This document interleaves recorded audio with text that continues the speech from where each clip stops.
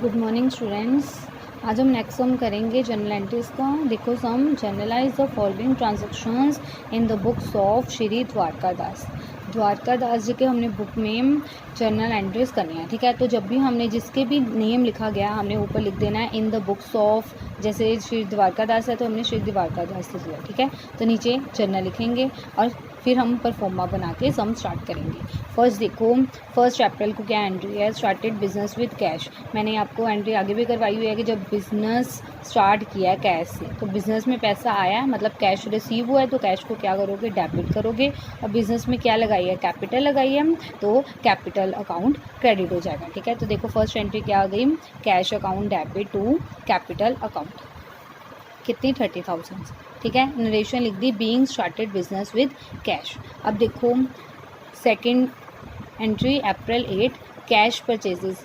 जब आपने cash purchases किया मतलब आपने गुड्स खरीदे हैं, तो परचेज किया कुछ, तो पैसे आपके पास से गए हैं, ठीक है। तो जब पैसे जाएंगे, कैश गया, तो आपके पास रियल अकाउंट का रूल क्या आएगा, but goes out of the business, उसको क्या करते हैं, क्रेडिट करते हैं, ठीक है। तो हमारे पास क्या हो जाएगा, जो कैश अकाउंट है हम उसको क्रेडिट कर देंगे, और जो परचेजेस है हमने गुड्स परचेज किए हैं उसको क्या कर देंगे हम, debit. Purchases account debit to cash account. Next देखो April 16, goods sold to Sohan. जब हम गुड्स सोल्ड कर रहे हैं तो हमारे पास कैश आता है, ठीक है। जब हम कैश सेल्स करते हैं, देखो पहले इतनी अगर सपोज करो एंट्री है गुड्स सोल्ड, ठीक है, तो हमारे पास क्या एंट्री आती है, cash account debit to sales account. But इस केस में क्या हुआ है, कैश हमें नहीं रिसीव हुआ है, तो कैश की जगह पे हम उस पर्सन का नेम लिख देंगे। तो एंट्री क्या आ जाएगी, Sohan's account debit to sales account. या अगर आपने सोहन अकाउंट लिखना है तो आपको पोस्ट ऑफिस एस डाल के अकाउंट लिखना पड़ेगा, या फिर सीधा लिख सकते हो Sohan debit to sales account, ठीक है। नेक्स्ट देखो फर्नीचर परचेज। फर्नीचर परचेज किया है तो कैश गया है, तो कैश क्या हो जाएगा, क्रेडिट हो जाएगा। और एसेट आई है बिजनेस में, उस एसेट को क्या कर दोगे, डेबिट कर दोगे।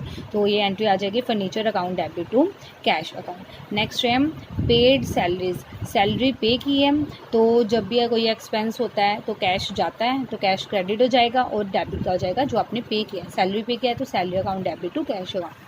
देखो entry salaries account debit to cash account. Next भी सेम है, रेंट पे किया है, ठीक है, पेड रेंट है तो वो भी सेम एंट्री आ जाएगी, rent account debit to cash account, ठीक है। और लास्ट में आपने क्या कर देना है, टोटल कर देना है, और दोनों साइड्स का टोटल सेम आ जाएगा, ठीक है।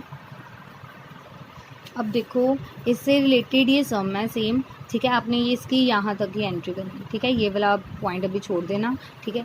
इतने आपने जर्नल एंट्रीज करके मुझे सबने व्हाट्सएप पे पिक सेंड करनी है, ठीक है।